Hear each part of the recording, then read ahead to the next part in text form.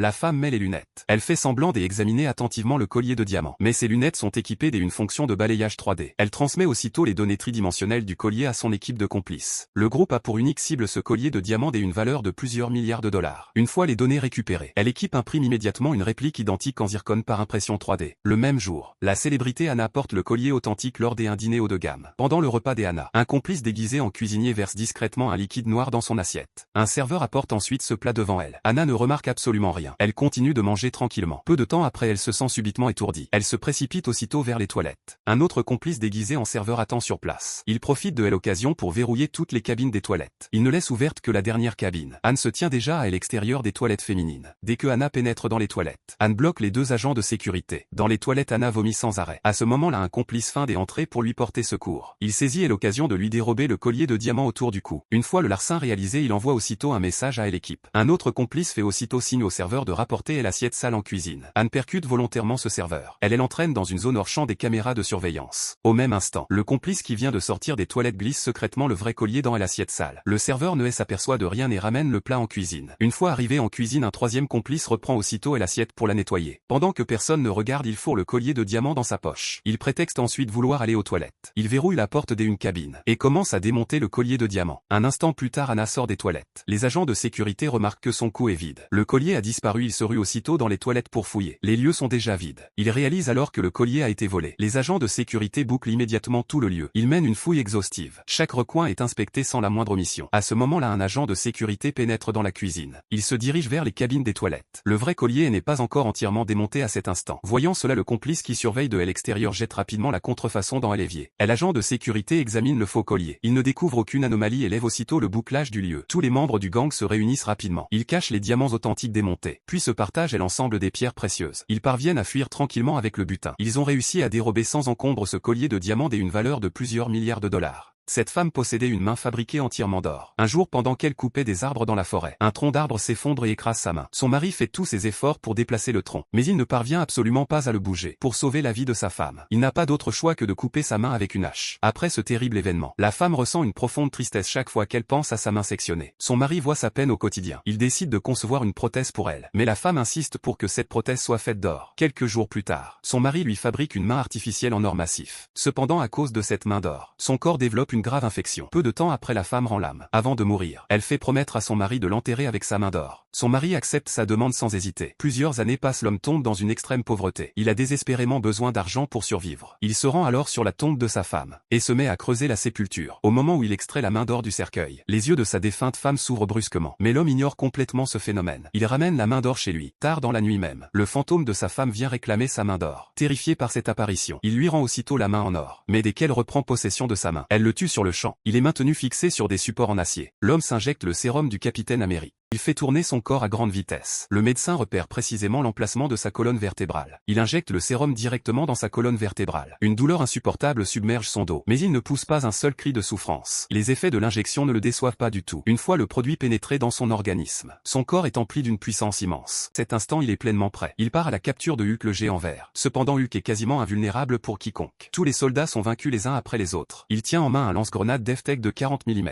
Il ouvre un feu nourri sur Hulk. Hulk arrache un débris de voiture. Il bloque l'ensemble des tirs. L'homme bondit dans les airs. Il brandit son pistolet et tire sans interruption. Il effectue une rotation de 360 degrés en vol avant de retomber au sol. Face aux salves continues de coups, il esquive chacun d'eux avec agilité. Plus tard, il attire Hulk devant un véhicule équipé d'un canon à ondes sonores. Mais Hulk se relève aussitôt. Il saisit un bouclier métallique et fend le véhicule en deux parties. À ce moment-là, l'homme est submergé d'une confiance excessive. Il marche droit sur Hulk. Il prononce volontairement des paroles provocatrices pour le défier. Le commandant lui ordonne de battre en retraite. Il retire directement son casque de communication sans hésiter. L'issue est évidente sans surprise. Hulk le projette violemment au loin d'un seul coup de pied. De multiples os du corps de l'homme se brisent. Heureusement, le sérum entre en action immédiatement. Son corps guérit complètement du jour au lendemain. Il n'a qu'une seule obsession, se venger de Hulk. Il demande à recevoir une dose plus importante du sérum. Après 7 secondes d'injection, son corps entame une mutation totale. Des pointes osseuses acérées percent le dos de son dos. Peu de temps après, il retrouve le docteur Banner. Il provoque sans cesse Hulk caché au fond de lui. Il le force à apparaître pour un nouveau combat. Mais peu importe combien il le provoque, Hulk refuse constamment de se manifester. Un immense sentiment d'humiliation lui monte au cœur. Submergé par une une colère démesurée. Il assène un coup de coude qui plonge Banné dans l'inconscience. Cela ne lui suffit pourtant pas du tout. Il aspire à une force encore plus puissante. Il sollicite alors Monsieur Bleu pour qu'il lui injecte un échantillon du sang de Hulk. En voyant un sujet d'expérience venir de lui-même, ce savant fou n'hésite pas une seconde. Il met en marche l'appareil à rayon gamma. Il reproduit le processus de mutation de Hulk. Une lumière verte balaie l'intégralité de son corps. L'action combinée du sérum de super soldat et des rayons gamma fait se déformer son organisme à une vitesse fulgurante. Il se transforme en un monstre de taille bien plus imposante. L'instant d'après, il descend dans les rues. Il déverse sans retenue la rage sauvage qui l'habite. L'homme relâche la bouteille de vin par timidité. Sa femme l'attrape par réflexe habituel. Leurs regards se croisent mutuellement. Elle réalise que sa véritable identité a été découverte. Elle jette aussitôt la bouteille sur le sol. Les deux révèlent sans détour leurs identités cachées. Ils se mettent aussitôt en marche pour fuir les lieux. L'homme sort le pistolet dissimulé derrière le tableau mural. Puis il avance en pleine vigilance jusqu'aux escaliers. Naturellement prudent, il saisit un miroir. Il essaie d'observer les angles morts de l'escalier. Mais à l'instant suivant, il manque de perdre la tête. Touché par le tir de fusil de chasse de la femme, l'homme feint d'être grièvement blessé. Puis il se relève vivement pour lancer une riposte. La femme, qui dispose d'une puissance de feu supérieure, ouvre aussitôt le feu à travers le mur. Mais tous ces tirs sont esquivés avec grâce par l'homme. À ce moment-là, l'homme qui comptait contourner l'adversaire par le côté heurte une tasse par mégarde et la fait basculer. Même s'il déploie toute sa force pour saisir le corps de la tasse, le couvercle glisse malgré tout et tombe au sol. La femme qui a repéré sa position déchaîne toute sa puissance de feu. Sans aucune issue de fuite, il se projette par un bond et se précipite dans la cuisine voisine. Par chance, le réfrigérateur est suffisamment solide. Il arrête les balles tirées par la femme. À ce stade, l'homme a épuisé toutes ses munitions. Il ouvre un tiroir et en sort un grand couteau de cuisine. Il le lance violemment en direction de la femme. Il arrache aussitôt le tuyau de gaz de la cuisinière. Lorsque la femme remplace son chargeur et tire une nouvelle salve, un violent incendie éclate instantanément dans la cuisine. L'homme profite de la confusion pour sortir de la pièce. Il engage un combat corps à corps avec la femme. Il pensait que sa force physique supérieure lui permettrait de renverser le cours du combat. Mais il reçoit un coup sur la tête par inadvertance. Les deux se battent pendant plus d'une dizaine d'échanges, sans parvenir à prendre le dessus l'un sur l'autre. Au moment décisif, ils ramassent presque simultanément les armes au sol. Après un long échange de regards, l'homme incapable de tirer le premier abaisse son pistolet, devant la femme aux yeux remplis de larmes. Il repousse d'un geste sec son arme à feu, puis ils se serrent l'un contre l'autre dans une étreinte profonde, même s'ils ont failli ôter la vie l'un à l'autre. C'est ainsi que des tueurs d'élite se livrent mutuellement leur cœur. Elle est apparue entièrement nue au sein de l'établissement scolaire. Toutes les personnes présentes sont saisies des horreurs. Certaines s'évanouissent sur le champ sous le choc.